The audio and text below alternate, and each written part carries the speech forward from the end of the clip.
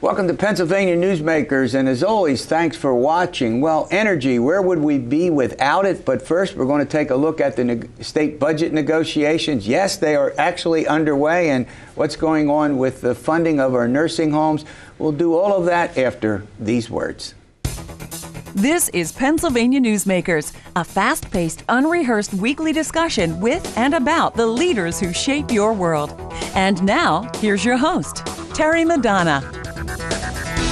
Well, believe it or not, there's actually negotiations going on for the Pennsylvania state budget. I think this is the quietest year in memory when the budget's supposed to be adopted by June 30. Sitting across from me and going to engage in a little discussion about it is Russ McDaid. He's the president and CEO of the Pennsylvania Healthcare Association. Russ, you've covered a lot of these budgets. We are literally down to the June 30 deadline, and is there anything going on that's public with the state budget this year? No. It's unusually quiet. Yeah. We were in the Capitol the last couple of days, and I can assure you there are things going on behind the scenes. Right. Yeah, and I understand that things are going to start breaking as early as next week. And everybody that we spoke to the last several days is still optimistic for an on-time budget. So, that's what we've got. Well, I guess we had budgets approved, but funding them has been another matter on time. And then Governor Wolf, for 3 straight budgets, has not put his signature on the budget bills. He allowed them to become law. But this year, it looks like there's much more harmony, and there doesn't seem to be the roiling debate that we've had in the past. Is that a fair assessment? That's the sense right now. And I got to tell you, as we've discussed, Terry, for 3 straight budgets, we've also seen no funding increase for our nursing facilities on Medicaid in the state budget, which is the piece that we really focus on most directly. Right, and I want to get into that, but if we think about it, the governor proposed a 3% hike in the budget over last year, $1 billion in new revenue, but no what I call big taxes like income and sales. He supports the Marcellus shale tax. So. And it looks like the state has taken more in taxes than in previous years. It looks like there'll be more money taken in. There won't be a deficit of the $2 billion we had last year. So what's your sense about the likelihood that nursing homes, among some other, you're likely to get some kind of an increase? Is there any positive signs out there? Yeah, I'm trying to explain it to people who don't follow the budget all the time, where we have maybe a deficit of $200 million right now, as opposed to the $2 billion that we've had in past years, and we're in good shape. It seems like revenues are in a good place. We had the Supreme Court decision on sports betting, which will also add some revenue to the coffers in the next year. So regardless of how the other tax conversations go, it seems like we're in a really good place. And I got to tell you, we're hopeful that for the first time in 4 years, there'll be some recognition of the really important work that our folks in our nursing facilities do, and the need that we have in those nursing facilities. Let's start with this. We got one of the oldest populations in the country, number one. Number two, the population in Pennsylvania senior citizen population tends to be fairly static. There's not a lot of movement around, right? Number 3, at some point, people just can't care in their homes for family members, and a lot of people try, they try to keep them in their homes, and then at some point it gets overwhelming. Yes, you use the word can't. That's the right word. These are individuals who need to be in a round-the-clock care setting. They can't make a go of it in their homes. And with Mother's Day last month and Father's Day upon us, it's important to remember that that's the people who we're investing in when we increase rates for nursing facilities. It's not the owners, it's our mothers and fathers, aunts and uncles, neighbors, friends, and we need to make a strong investment in them in this budget that's going to be decided upon over the next 2 weeks. Now, most people who go in will first use Medicare and then Medicaid, right? And that's insufficient in the long run to keep someone, am I wrong about that, in a nursing home? And the state has to play a significant role in it. Yeah, this is about the Medicaid program, which is a state program. Medicare does very little,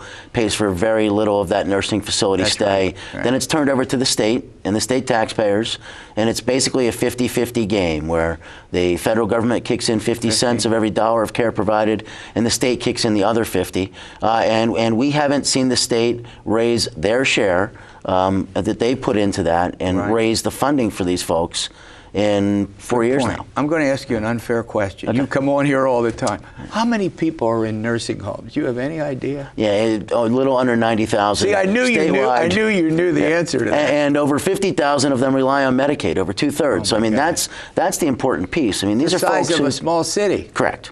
And their only fault is that they lived longer than their resources did.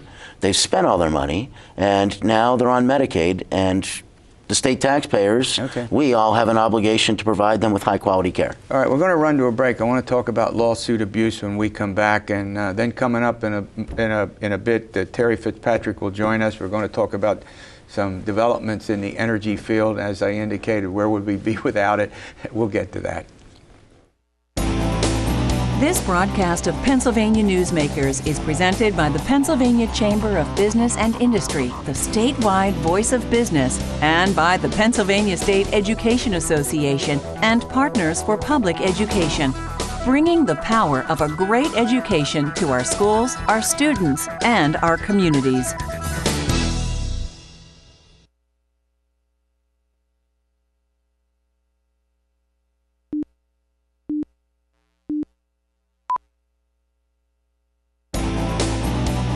This broadcast of Pennsylvania Newsmakers is brought to you by the Pennsylvania Highway Information Association, the go-to source to learn about transportation projects and issues.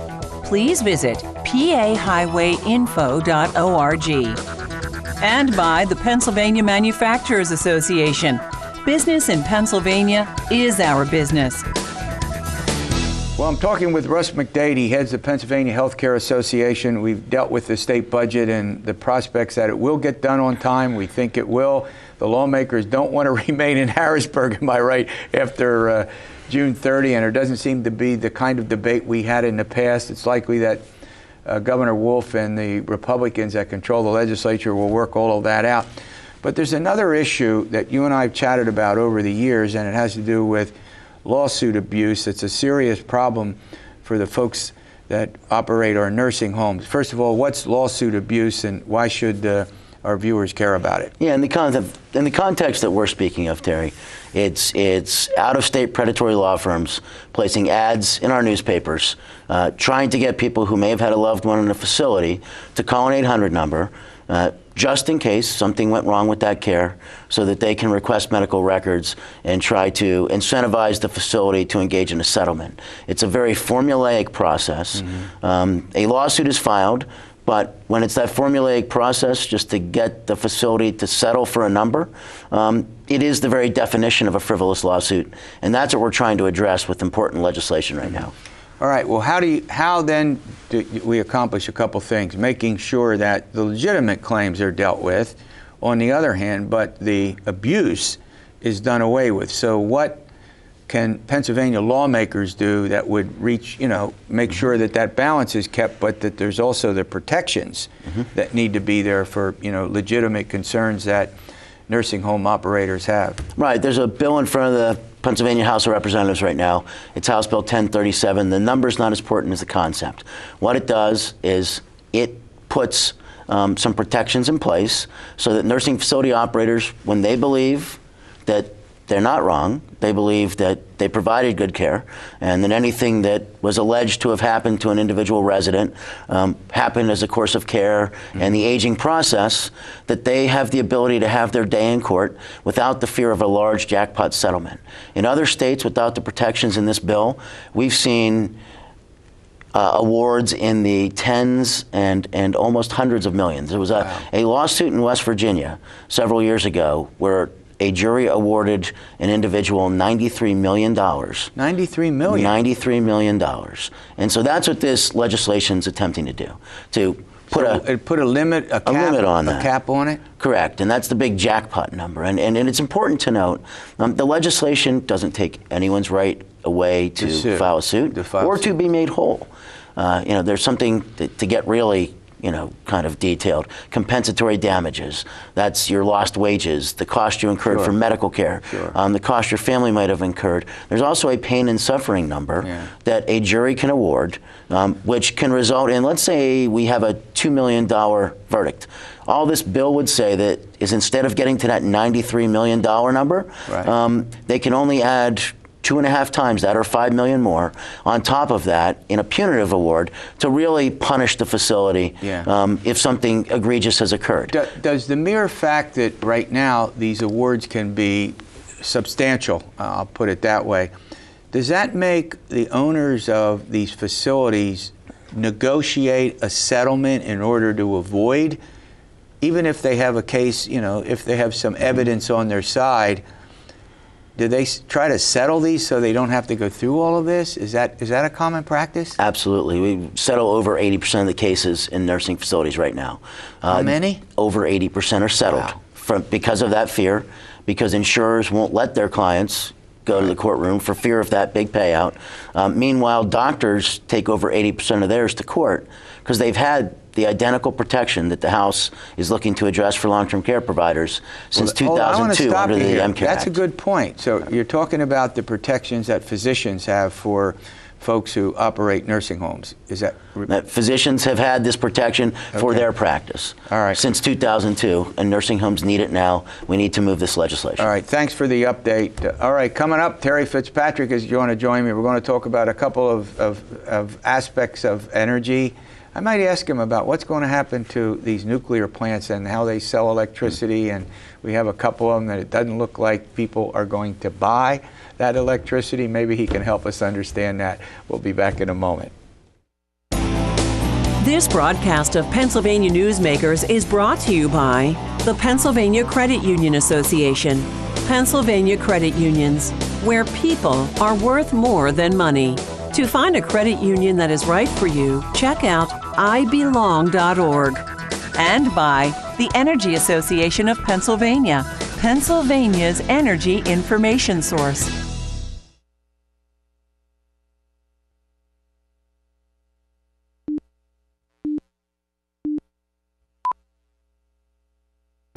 This broadcast of Pennsylvania Newsmakers is brought to you by the Association of Pennsylvania State College and University Faculties, representing the faculty and coaches who are devoted to providing quality public higher education for Pennsylvania's college students. Well, welcome back. Terry Fitzpatrick joins me. He's the president of the Energy Association of Pennsylvania, a former Public Utilities Commissioner. I keep bringing that up. That must bring back memories, right, of regulating all of these various industries. A lot of good memories. I was a lawyer there before I was a commissioner, so I have a long history. Good. All right, before we get into a couple of things that I want to talk with you about, I have to ask you about the problems that our atomic energy facilities are, namely 3 Mile Island, but there's some others in selling their electricity and what's that all mean if, again, nobody buys their electricity, companies, then to retail it. What's that mean for that industry? Well, they're selling the energy from the plants, but there's another product they sell called capacity, which is really an assurance that they're going to be there in the future, because we never want to run out of electricity. So they have not sold their capacity in that market, in that wholesale market, and it's put them under some financial stress. It varies from plant to plant, but Terry, it's really somewhat ironic. It's really one of the effects of all of the energy we have from the Marcellus Shale, which has lowered the price, the wholesale price of electricity and the gas plants. It's hard for the nuclear plants right now to compete. They're also competing against subsidized forms of energy, which are mandated, solar, wind. So it's created issues with those plants. Yeah, and they're concerned about the employees and losing their jobs, and what do you do with these facilities and maintenance and cleaning them up or removing them? It's not an easy task, is it? Correct, and they're also a large supplier of carbon-free electricity as well. So actually the environmental community is somewhat split on this. Some think that we need the nuclear plants because they don't produce carbon. Others, and maybe some in the area with the history of TMI, are against nuclear power. All right, let's segue into an important subject. And number one, we use more energy and water as the economy grows. And with that, there are costs that have to be recovered for that. Explain that. Why should we care about that? Well, the way that rates are set up for utilities historically, and That's I mean what we pay when we get our electric the way bill. they're set up for electric, gas, and water. Right. There was the assumption that the usage of customers is going to grow. As the economy grows, usage of these things tended to grow. But what we found in recent years, partly because of public policy encouraging conservation, partly because of technology, that no longer occurs. Even though the economy is growing, the usage of these services is actually going down. And that's true for electricity, even with all the devices we have with electricity. You know, the iPads, the computers, the smartphones, all of these devices, electricity usage is actually going down. It's going down. Correct. Does that have implications for what consumers pay? Well, it does, because if you conserve, you pay less. It's certainly true. But from the utility standpoint, though, you can no longer assume that we're going to have that growth in usage to keep us from having to come in for rate cases.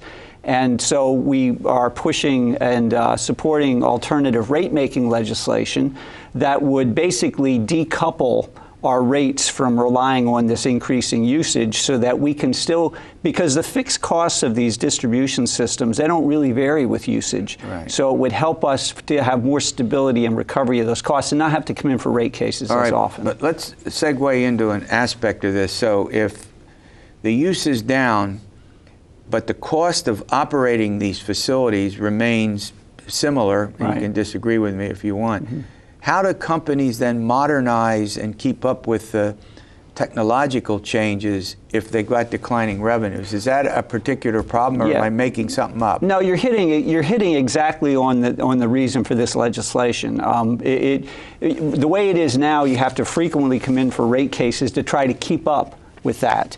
And really, we're trying to align the way our rates are set with where public policy is going, because we want to encourage conservation. We don't want to encourage this great usage. So that's really the purpose behind the bill.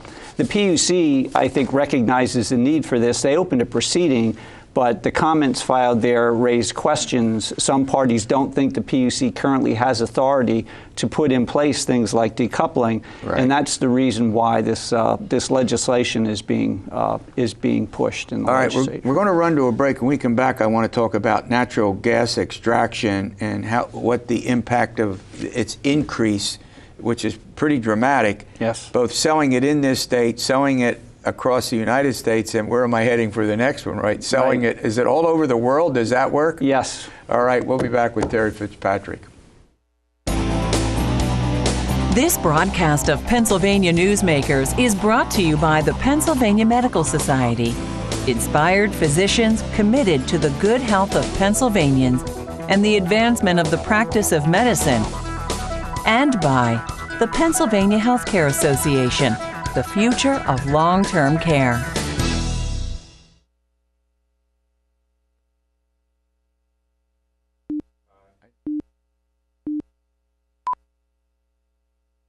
Well, I'm chatting with Terry Fitzpatrick from the Energy Association, and as I said, energy, who needs it, but we all know how important that is. And now I want to turn to natural gas extraction, which is a huge part of the Pennsylvania economy, and it also, you have to get that gas when it comes out of the soil, I'll put it that way, and get it somewhere, and that's basically an issue. So what's the problem? Go ahead, I'll let you. Well, you're right. As you produce more gas, it makes sense. You're going to need more pipes, more infrastructure to get it to where people are using it. Siting major things like pipelines is just not easy, and that's a big challenge for the energy industry. With electricity, you have with transmission lines when you need to build them, because you know folks have a natural tendency not to want those things close to them. But on the other hand, society at large is going to suffer if we don't have the infrastructure to get the energy to where we need it. So we need a balanced public policy. I think everybody can agree on that, but people disagree on where that balance is. And I think furthermore, right now with the environmental movement, there are some folks who think, and I disagree with this, but there are some folks who think that we ought to just keep all the fossil fuels in the ground and that we shouldn't have these pipelines. having been in the energy industry for decades now, I think there's a place for renewable energy, but I don't think anytime soon we're going to be ready to run society just on that. But safety is the operative word, and is that what's involved with efforts to get legislation through the Pennsylvania legislature that when these pipelines are laid or rebuilt, right, in some cases, torn up and replaced, that's probably a better. Right. What's the safety concern?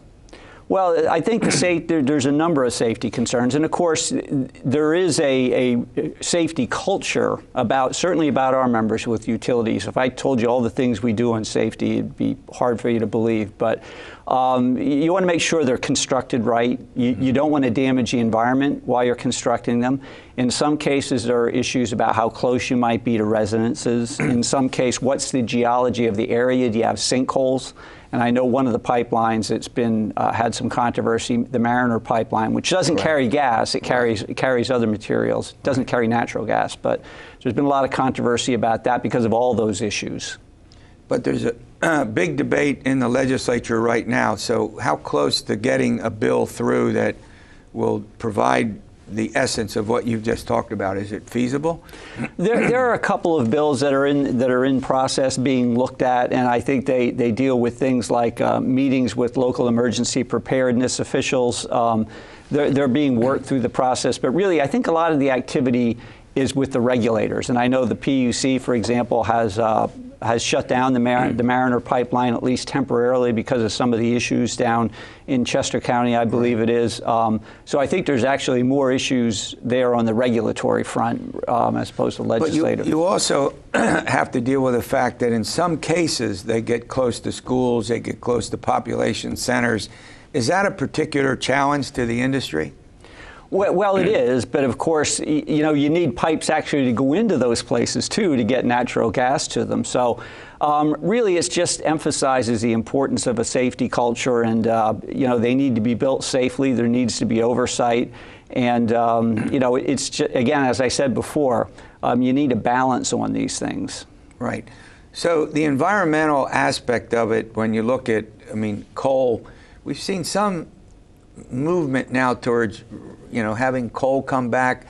Of all the ways in which energy is produced, natural gas, it's less, how do I want to put it, less toxic or less of an environmental problem? Yeah, natural gas emits about half of the amount of carbon dioxide when you burn it in a power plant that coal does. Right. So actually, the United States and Pennsylvania, we've actually reduced carbon emissions because of the transition to using more natural gas. Okay. Look, I want to thank you. You're going to come back, hopefully, and keep us updated on the development of this, and it's always great seeing you. Thank you. All right, we'll see you next week for another edition of Pennsylvania Newsmakers, and as always, stay well.